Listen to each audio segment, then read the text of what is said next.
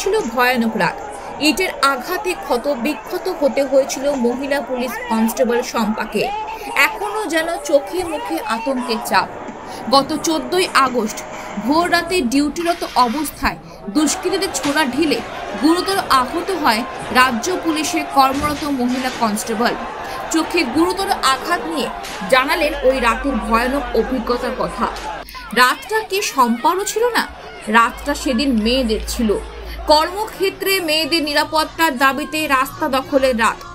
আরজিকর হাসপাতালে কর্মক্ষেত্রে নির্যাতনের মর্মান্তিক শিকার হয়ে মৃত্যু হয়েছে এক মহিলা চিকিৎসকের, যার জন্য সহমর্মিতায় 14ই আগস্ট রাতে নারী পুরুষ নির্বিশেষে রাজ্যের বিভিন্ন প্রান্তে মানুষ জড়ো হয়েছিলেন রাস্তায় রাস্তায়।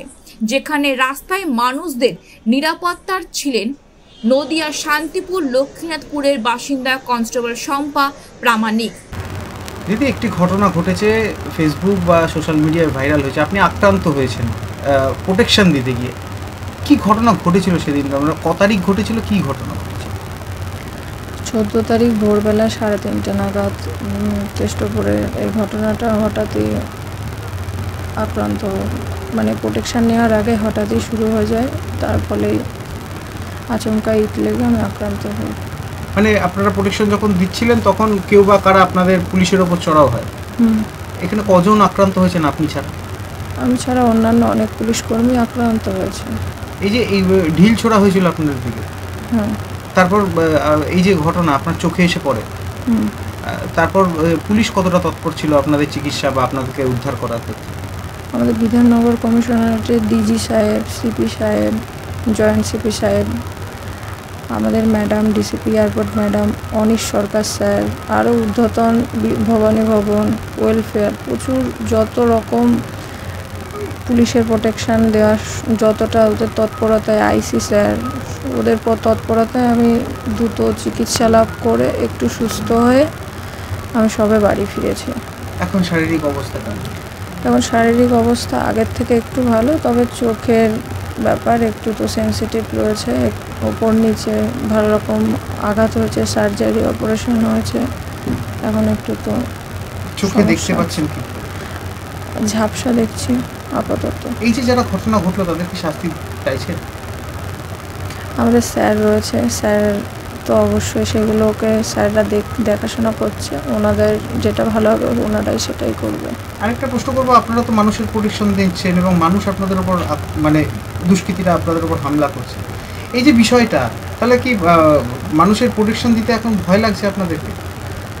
না, ভয় তো কিছু নেই, আমাদের চাকরিটাই এমন যে ভয়ের কোনো ব্যাপার নেই, তবে পরবর্তীতে আরও ভালো প্রোটেকশন নিয়ে যেন কাজটা করতে পারি সেই দিকে লক্ষ্য রাখবো। শেষ প্রশ্ন করবো যে এই সেদিনকে যে এই যে মব আসছিল বা এই যে ঘটনাটা ঘটলো, তখন আপনারা সেফটি প্রিকশন যেগুলো নেওয়া থাকে পুলিশের, সেগুলো নিয়েছিলেন না নিতে পারেননি? নেওয়ার সুযোগটা হয়নি, হঠাৎই আক্রমণটা শুরু হয়ে গেছিলো। এটা রাজ্যের সরকারের প্রতি বা আপনাদের যে পুলিশের উচ্চপদস্থ আধিকারিক রয়েছে তারা যে তদন্ত করছে, তাতে আপনারা যথেষ্ট আশাবাদী যে দোষীরা শাস্তি পাবে? অবশ্যই। স্যাররা আমার সম্পর্ক অনেক। কোথায় কর্মরত আছেন এবং কোন ব্যাপারে? আমি বিধাননগর কমিশনারেটে ডিসিপি এয়ারপোর্ট অফিসে কর্মরত আছি। যে ঘটনা ঘটেছে দেখতেই পাচ্ছেন, এখানে রাজ্য পুলিশের একজন কর্মচারী তিনি আক্রান্ত হলেন, কি বলবেন এই বিষয়ে? দেখুন, আরজিকর হাসপাতালে যে ঘটনাটা ঘটেছে সেটা নিন্দনীয়। আমাদের মাননীয় মুখ্যমন্ত্রী মমতা বন্দ্যোপাধ্যায় এবং আমাদের নেতা অভিষেক বন্দ্যোপাধ্যায় সর্বোচ্চ শাস্তি দাবি করেছে, ফাঁসির দাবি করেছে, এবং আমরা টোটাল বাঙালি এবং তৃণমূল কংগ্রেস পরিবার তার সর্বোচ্চ শাস্তি প্রাপ্ত করছি। কিন্তু তার পরবর্তীতে সেই বিষয়টিকে নিয়ে ভারতীয় জনতা পার্টি এবং সিপিএম, এই রাম বামের যে গোপন আঁতাত, তারা পশ্চিমবঙ্গকে উত্তপ্ত করে আরজিকর হাসপাতালে নারকীয় ঘটনা আবার ঘটালো, ভাঙচুর করলো। এবং আজকে শম্পা প্রামাণিক নামে আমাদের একজন বোন, যিনি পশ্চিমবঙ্গ পুলিশে কর্মরত রয়েছেন, বিধাননগরে গতকাল তাকে নির্মমভাবে বিজেপি এবং সিপিএমের যে আন্দোলন ছিল তার আন্দোলন করেছিল, এখানে আঘাত করেছে। আমরা নিন্দা জানাচ্ছি এবং গতকাল রাত্রেবেলায় আমার মাননীয় জেলা সভাপতি শ্রী দেবাশিস গাঙ্গুলি মহাশয় আমাকে ফোন করেছেন এবং আমি এর বাড়িতে এসেছি, পরিবারকে আশ্বস্ত করছি এবং বোনকেও আশ্বস্ত করলাম যে আমার সরকার, আমার মুখ্যমন্ত্রী মমতা বন্দ্যোপাধ্যায় এবং আমরা টোটাল তৃণমূল কংগ্রেস পরিবার আপনাদের পাশে আছি, আগামী দিনেও থাকবো। আরেকটা প্রশ্ন রাখবো, ইতিমধ্যে বিজেপির তরফ থেকে বারবার যেটা পদক্ষেপ নেওয়া হচ্ছে বা বলা হচ্ছে, ইতিমধ্যে গতকাল রাজ্য জুড়ে বিভিন্ন জায়গায় মুখ্যমন্ত্রীর পদত্যাগ নিয়ে তারা আন্দোলন করছেন, রাস্তা অবরোধ করছেন, কোনো কোনো জায়গায় টায়ার জ্বালিয়ে বিক্ষোভ দেখাচ্ছেন। এই বিষয়ে কি বলবেন? দেখুন, পদত্যাগ করতে হলে তো প্রধানমন্ত্রীকে সবার আগে করতে হবে। আমরা সারা ভারতবর্ষে বিজেপি শাসিত রাজ্যগুলিতে, আমি কোনো প্রতিদ্বন্দ্বিতামূলক কথায় যাচ্ছি না, আজকে যারা আন্দোলনটা করছে তাদের ট্র্যাক রিপোর্ট ইতিহাসটা ঘেটে দেখতে হবে। আজকে হাতরাসের ঘটনা, বিলকিস বানুর ঘটনা আমরা জানি।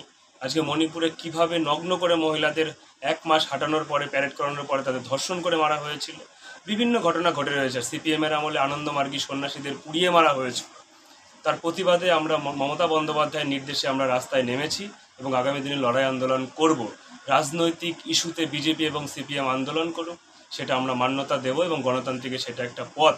কিন্তু আরজি করের ঘটনাকে কেন্দ্র করে ভাঙচুর, গণ্ডগোল, অশান্তি ভাবছে বাংলাদেশ করবে। মূর্খের স্বর্গে বসবাস করছে, এটা ভারতবর্ষ।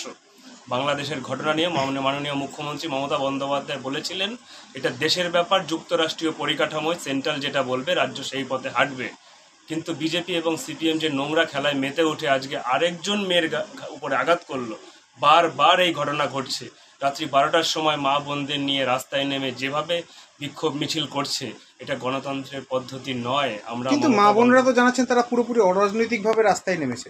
মা বোনরা অরাজনৈতিকভাবে রাস্তায় নেমেছেন, তাদের গণতান্ত্রিকভাবে অধিকার আছে। কিন্তু আপনারা দেখতে পাবেন সেখানে বিজেপি এবং সিপিএমের আজকে আরজি করে যে ভাঙচুরটা হলো রাত্রি 12টার সময়, সেখানে যারা আইডেন্টিফাই হয়েছে অবশ্যই পুলিশ তাদের বিরুদ্ধে ব্যবস্থা নেবে।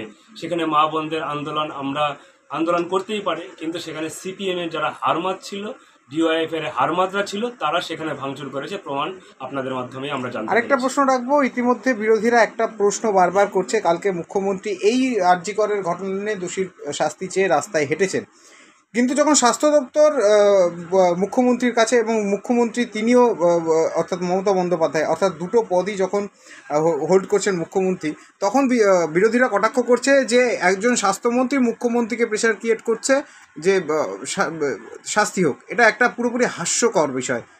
ওরা তো প্রত্যেকটা এজেন্ডাই হাস্যকর রয়েছে। মাননীয় মুখ্যমন্ত্রী মমতা বন্দ্যোপাধ্যায় তিনি একদিকে যেমন রাজ্যের মুখ্যমন্ত্রী এবং স্বাস্থ্যমন্ত্রীর পাশাপাশি বিভিন্ন দপ্তরের দায়িত্বেও রয়েছেন, এবং প্রকৃত দোষী সাজা পাক মমতা বন্দ্যোপাধ্যায় রবিবার পর্যন্ত ডেডলাইন বেঁধে দিয়েছেন সিবিআইকে। সিবিআই কেসটা হ্যান্ডেল করছে এবং তদন্ত করছে। আমরা দোষীর সম্পূর্ণ শাস্তি চাইছি।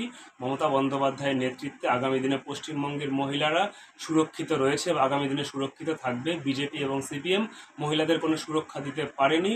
মহিলাদের উন্নয়নে মমতা বন্দ্যোপাধ্যায়ের সরকার তার নেতৃত্বে একাধিক প্রকল্প রূপায়ণ করেছেন এবং সুরক্ষা দেওয়ার জন্য যা যা করার মমতা বন্দ্যোপাধ্যায়ের নেতৃত্বে আমরা তৃণমূল কংগ্রেস কর্মীরা রাস্তাঘাটে, ময়দানে এবং প্রশাসনকে সঙ্গে নিয়ে আমরা সেটা করব। এই যে ঘটনা বিজেপি ঘটাচ্ছে, এরপরে কি তৃণমূল কংগ্রেস কোনো রকম পদক্ষেপ নিচ্ছে বা আন্দোলনের পথে হাঁটছে? মমতা বন্দ্যোপাধ্যায়ের নির্দেশে আজকে আমাদের শান্তিপুর ব্লক তৃণমূল কংগ্রেসের মহামিছিল রয়েছে বেলঘরিয়া 1 থেকে বেলঘরিয়া 2 পর্যন্ত, এবং আগামীকাল আমরা বাগাসরা অঞ্চলে সকাল 10টা থেকে বেলা 6টা পর্যন্ত, সন্ধ্যা 6টা পর্যন্ত আমরা অবস্থান বিক্ষোভ করব যে প্রকৃত দোষীর শাস্তি চাই, প্রকৃত দোষীর ফাঁসি চাই।